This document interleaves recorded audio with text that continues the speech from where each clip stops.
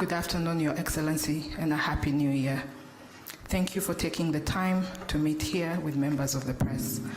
Mr. President, before we take questions from them, may I ask if you would like to deliver any opening remarks? Thank you, sir. We will now begin taking questions. Anyone with a question? Please remember to introduce yourself and the media house you represent before asking your question. Can we have microphones around? Vincent, Kigali today.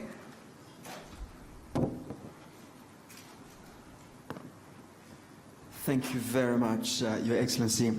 My name is Vincent Gasana. I work with the KT Press. So it seems a startling thing to say, but all things considered, the crisis in the Democratic Republic of Congo could be ended in a mere matter of days if everybody else were to acknowledge the real causes of the conflict openly. But instead, people seem to be intent on focusing on claims from the UN group of expert reports.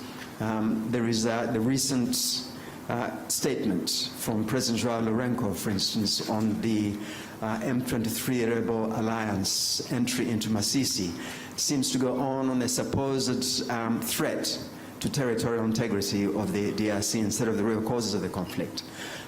So one wonders, Your Excellency, beyond signing more agreements that a lot of the signatories tend to promptly ignore, can Your Excellency envisage anything else that can be done to bring everybody around the real causes of the conflict and focus on that and get beyond the impasse and the obvious impediments to peace? Thank you very much indeed.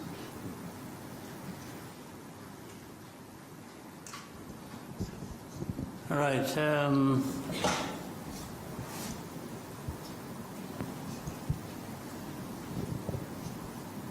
Much as I said, I didn't have much to say, as was prompted by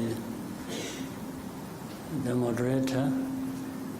Let me first of all welcome you and once again wish you a happy new year. I hope the new year will bring blessings to all of us. I think we had time to talk about the last year. And the last year ended well. We are now in the new year. As a country, as a people, this country and our partners and myself, we hope we can continue the good progress we made last year and do even more, including probably realizing peace in our region. We are looking forward to that. So that is the starting point of my answer to your question. This problem of Eastern Congo, which I have in the past even explained as not just Eastern Congo problem, but Congo's problem as a whole, and the problem for our region, the problem for our continent and the rest of the world. But every time it is referred to as Eastern Congo problem, in a way rightly so, because it is centered there. But the cause of it and many factors that perpetuate that problem are from different parts of the world, including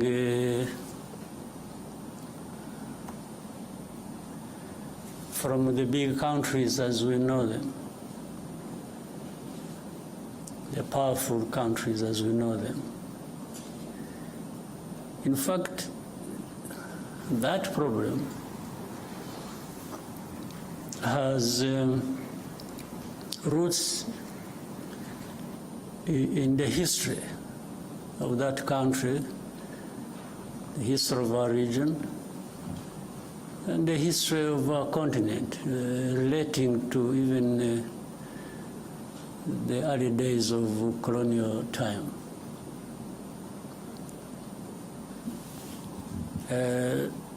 That's why many times I'm surprised. Let me go straight now to the issue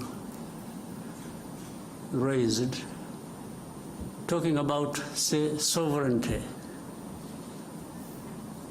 territorial integrity.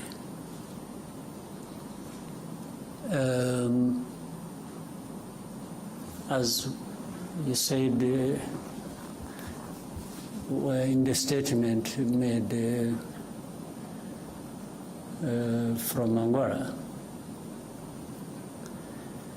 how do these matters arise really, in a sense? M23 you talk about. These are Congolese. Even to the admission of Congo's leaders, the past and the present.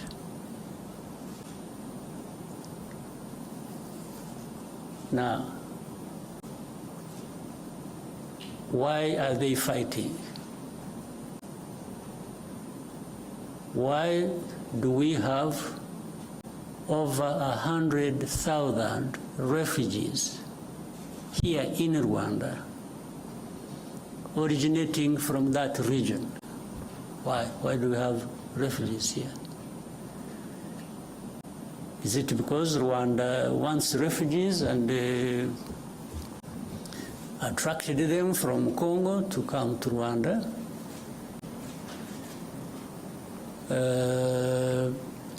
I said the first question, M23, why would they be fighting? They just like fighting? So, in the fighting that is happening in Eastern Congo, and you call that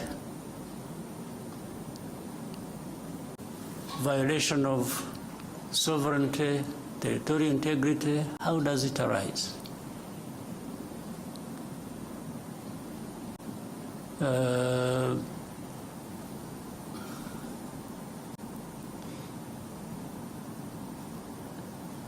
So,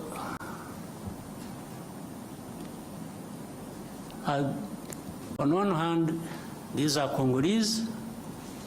On the other hand, they are foreigners. So how do they combine these two identities? How do they happen to be Congolese on one hand, and then they are foreigners who have invaded Congo and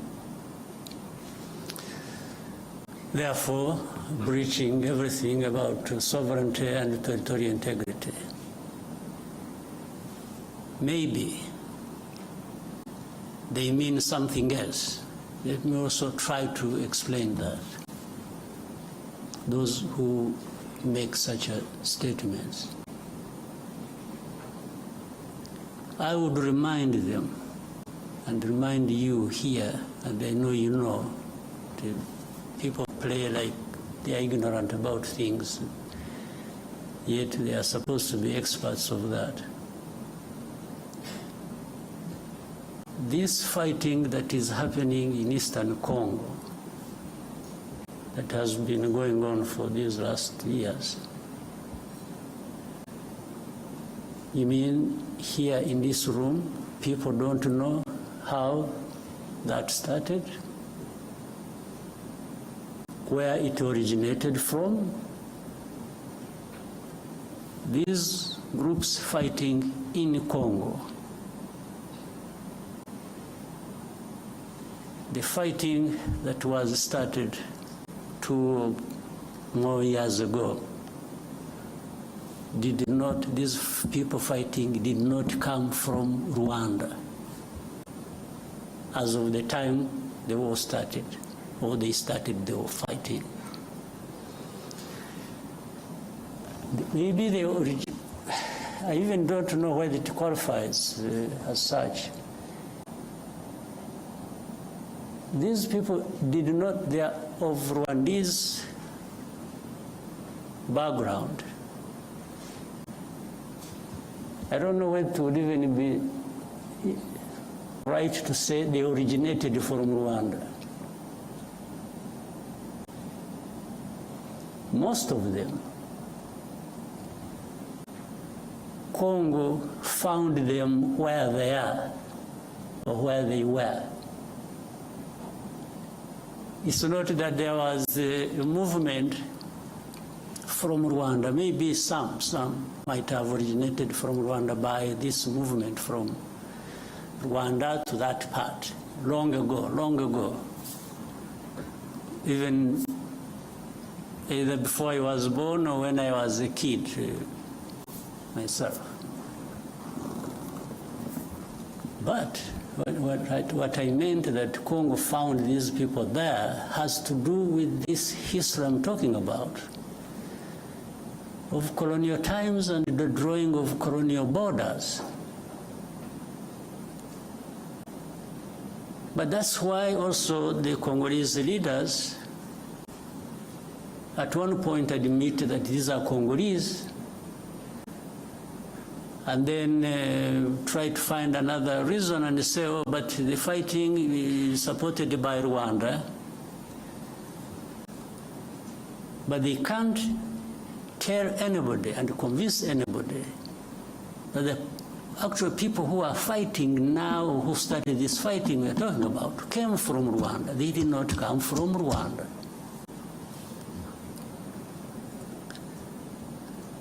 These leaders of M23 and the majority of their fighters came from Uganda, where they had been as refugees who ran away from, or as a result of solving the problem of 2012, 2013, when these people moved to Uganda and others came here. I remember for specific actually number, those who came here were between 500 and 600, whom we disarmed and gave back arms to the government of DRC at the time, and had been kept here for a long time until when things as they kept changing, the government of DRC used to send even their officials to come and speak to people here where we had held them in camps, to speak to them purportedly to resolve their problems. It went on back and forth for a long time. The problems were never resolved. But these are not the ones who started the fighting. And if you want to see where these people, most of them are still here. The fighting was started by the main group that was in and from Uganda. So how did it become Rwanda's problem, honestly? What is the basis? And for how long do we explain this? Up to what point?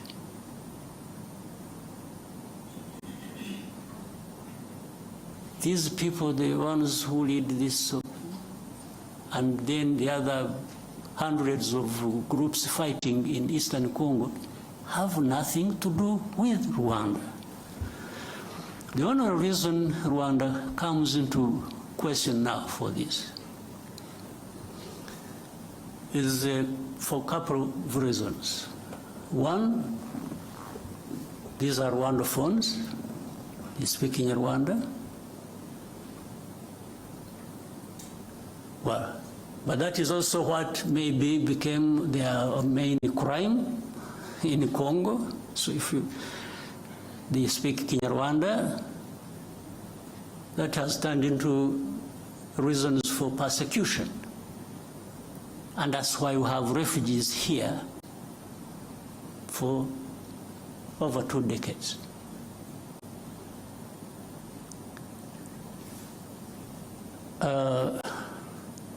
The other reason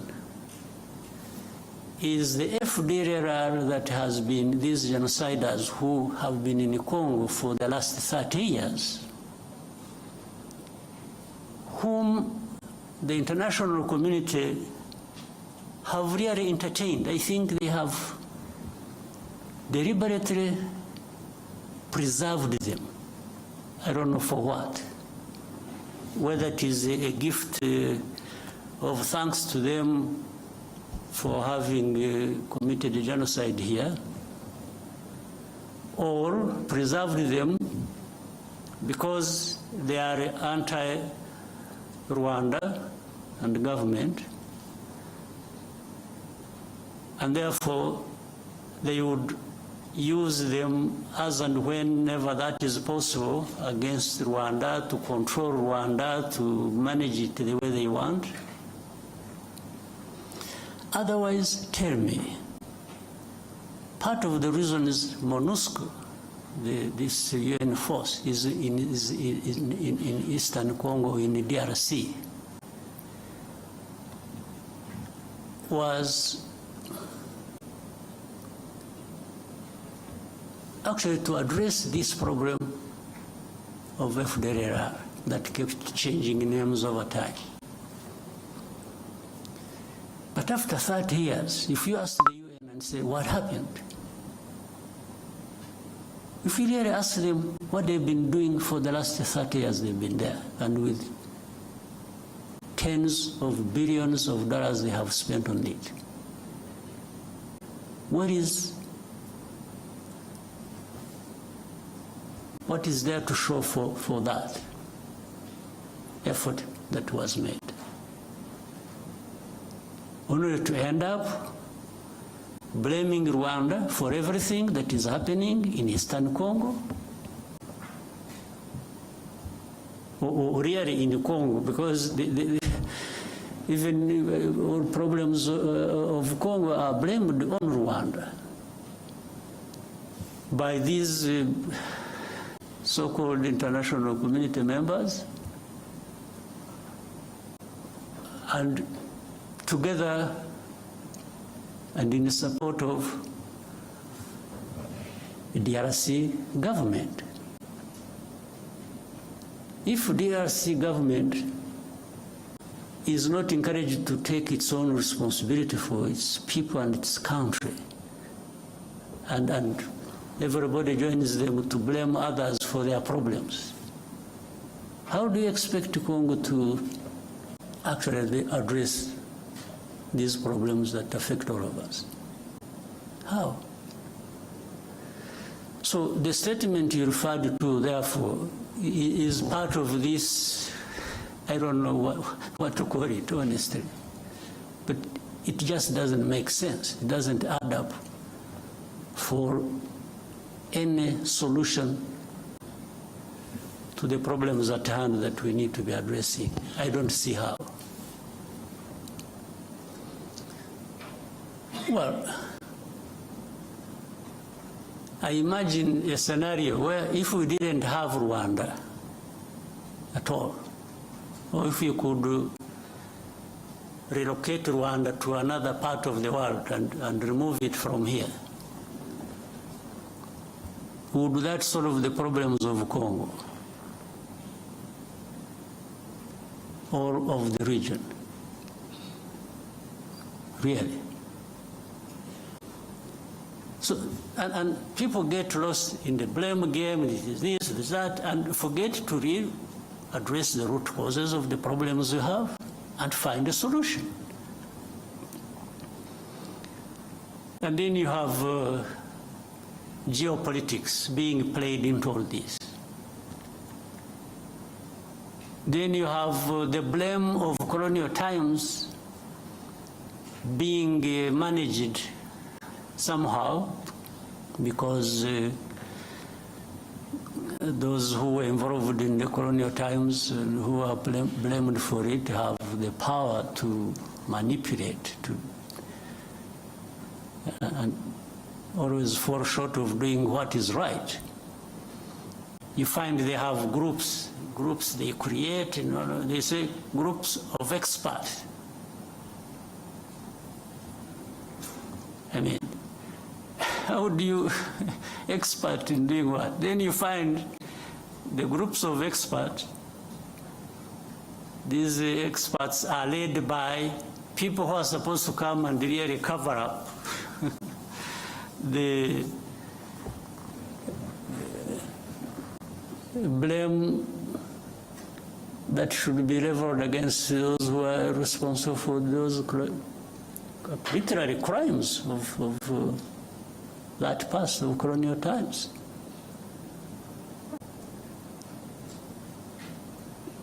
And they've been here in Eastern Congo or in Congo, groups of experts. What expertise? Expertise to come and terrorize? You know, these groups, the people making up these experts, you know, in broad daylight, killings, persecution, all kinds of stuff are done by people they see, government leaders in Congo, commanders, people belonging to either the police, the army, in broad daylight lynching people. This one is kept quiet about, and then the next, these experts write a whole, they pile up crimes committed by M23. They talk about things somewhere in the background in the villages, and they don't talk about these things that were done in towns, in broad daylight, before their eyes. Then they talk about, you know, M23 violating, you know, human rights and so on and so forth. And then Rwanda behind supporting them, and Rwanda is supposed to be there stealing minerals of Congo. So the whole thing is shifted from what the problem really is to some other imaginary problem they have created. And they really make people believe that. But honestly, for the last 30 years, if anybody wanted to understand what the problems are and what the solutions should be, you don't even need to be an expert. You just need to be wanting to resolve these problems and allowing people to have peace. So when you ask me what next do I think, I mean, what I think should happen is what I have thought from the beginning and have spoken out very loudly to whoever needed to listen. This problem is not insurmountable. It can be addressed. It can end. It should have ended in actual fact long ago. But you can't end it by manipulation. You can't end it by playing games. So, one, does FDLR exist in that situation or not? Do people understand the history of FDLR or not?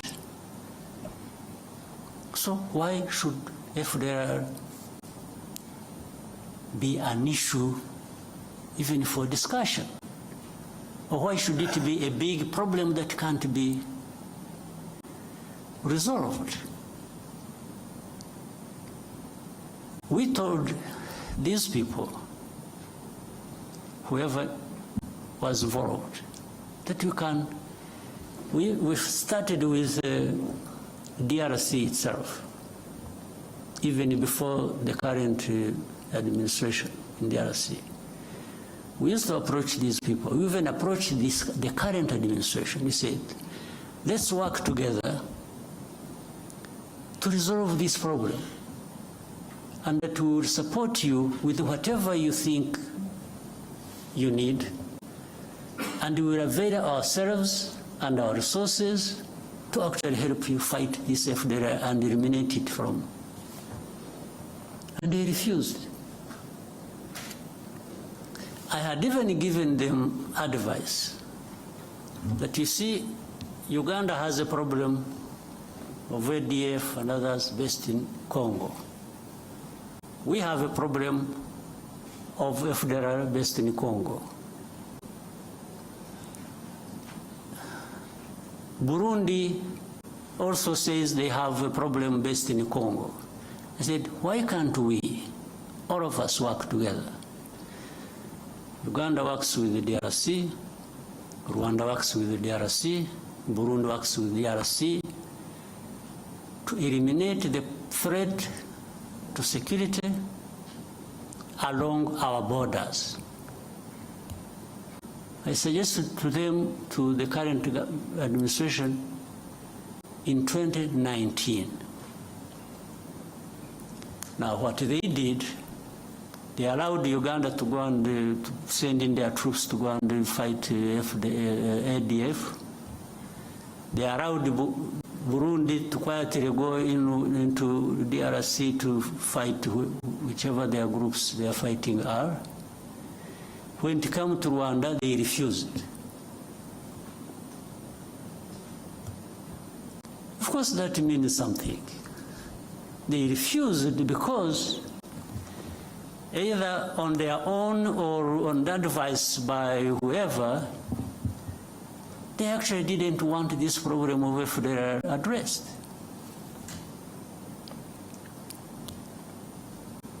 This was way before this M23 problem flared up. And as I mentioned to you, the main bulk, like the others, maybe they have been recruited from different places, but the main bulk of this group, including the leaders of M23, came from Uganda. They did not come from Rwanda. This is a basic fact you should all be knowing. Then ask yourselves, so how did it become Rwanda's problem? So why doesn't DRC address the problems of their own people? Why do they have to put the weight of that on our shoulders? Why don't they take away these 100,000 plus refugees here? Take them back home. Now, to show you the connection with these other countries, for all the time this problem has been there, some of these refugees, these countries, United States, Canada, Scandinavian countries, other countries, they've been coming here and selecting people from these camps that they would go and relocate in their countries. They've been doing it over a long time, but they have not taken many people. Out of 130,000 we have here, they have maybe among these countries, they have maybe relocated for settlement in their areas about, it can't be more than 11,000 over 20 years. So do these people come and take these refugees?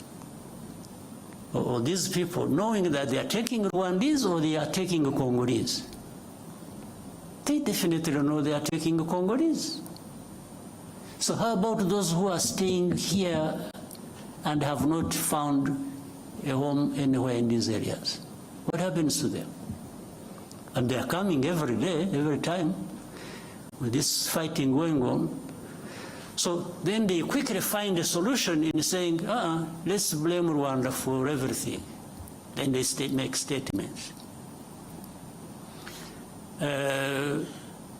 Rwanda-backed M23 is doing this, is doing Rwanda every day. Rwanda must remove their forces. So I asked another time when we were having a conference like this, if anybody thinks Rwanda is in DRC, why should Rwanda be in DRC?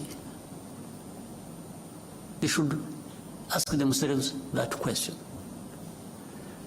If you want to blame Rwanda for being in DRC, can you also make an effort and try to reason and say, okay, but yeah, it's true, Rwanda is in DRC. Rwandan forces are in DRC. But why? Why should they be in DRC? So that's why they quickly find an answer and say, they are there to steal minerals. Okay, suppose that is also true, if you think that is true. What happened to FDLR? Or what happened to what produced refugees to be here in their hundreds of thousands? What happened? Why? Was it because RDF was stealing minerals in Congo? That's why these refugees came here?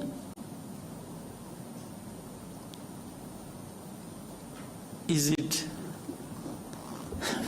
So what is the FDLR? FDLR is nowhere. You don't remember 2019 and later on afterwards 21 and so on, when there were 2019 in November, I remember there was an incursion through Virunga Mountains, invaded our country, areas of Kinigi and in Musanze. These were FDLR. Afterwards, the bombardment that came from DRC onto our territory. There we held a Commonwealth conference here. So the bombardment that was, and it killed our people. And we raised these matters with the government of DRC. Now, so everything is, oh no, they are there just stealing minerals. Okay, if you are right on this, how about these other issues? How have you addressed them? So, my dear friend, I've given you a long answer. I wanted to really be quoted correctly, and I hope you will. This problem can be addressed, but it cannot be addressed by just having processes where the only thing, in fact, it's really sad. We have processes and we have leaders leading these processes, and what becomes more important is the appearance, the camera appearance. It's being seen there to be signing something, and that becomes an end in itself. you leave the problem intact, you don't address it. Oh, but you didn't go to Rwanda.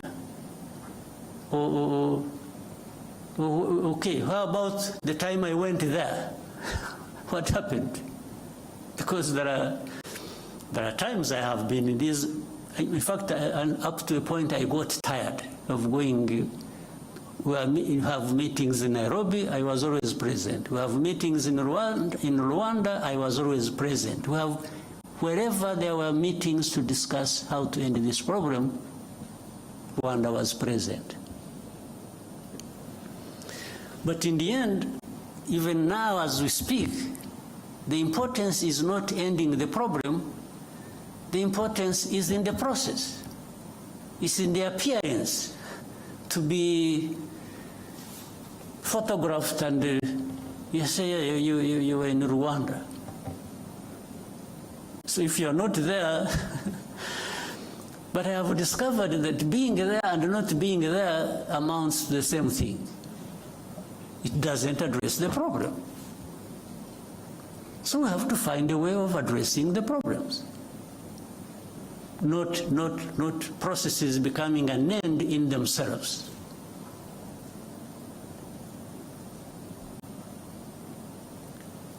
Not the leaders of those processes holding people's hands and doing this being an end in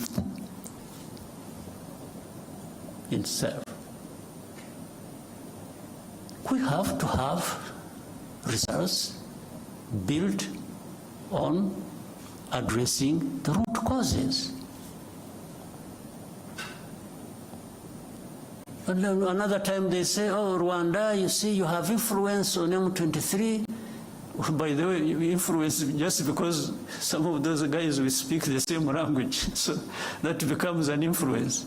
Okay, but let's assume we have the influence. And I have been asking these people, so, okay, what do you want me to tell these people? Do you really want me? What do you want me? Give me a message to take to these people over whom I have influence. And as I see, you know, they stop fighting. Okay, that one I can do. But what follows that next?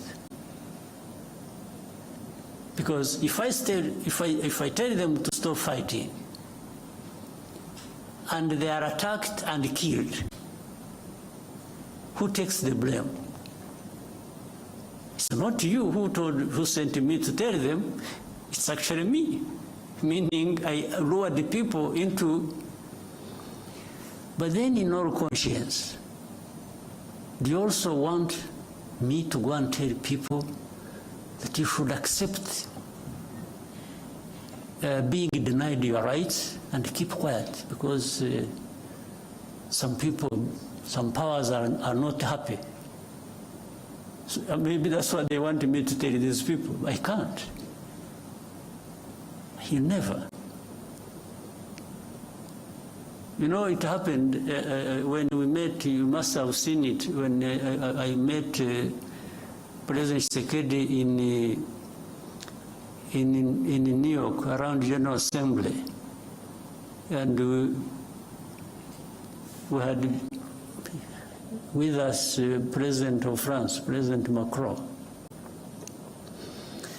At that time, they were telling me, please give these people a message, they leave Bunagana. There is a place they had taken over called Bunagana, the border with Uganda. Otherwise, fighting will continue. I said, okay, I can even transmit your message, just out of politeness. But if I tell them to leave Bunagana and get lost, first of all, where do they go? Secondly, are you going to follow that with addressing their problem they are fighting for? And there was no clear, so, but anyway, I came back, I sent a message, sent intelligence people to tell them.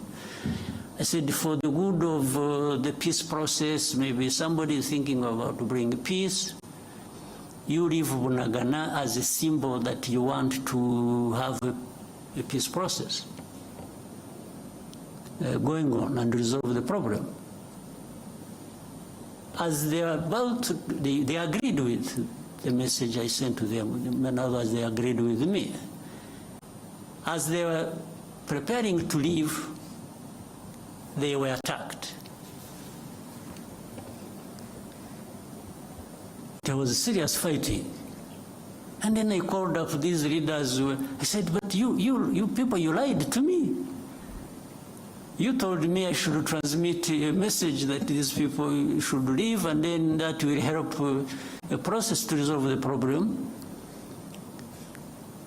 Then, little did I know, the intention was actually maybe to attack them when they thought it wasn't going to be the case. So from that time, things have been like that over and over and over and over and over again. These government forces attack. In most cases, they are beaten back. And then there is a loudspeaker everywhere announcing how M23 has been violating ceasefire. You attack, we fight, I push you back, and then I'm the one who violated the ceasefire. This has been what goes on every day. And even with these experts that you have in place, they cannot tell, but that shows it's not that they can't tell what is the truth. It's just that the truth is not what they want. It's not what they like. It's completely different. So Rwanda,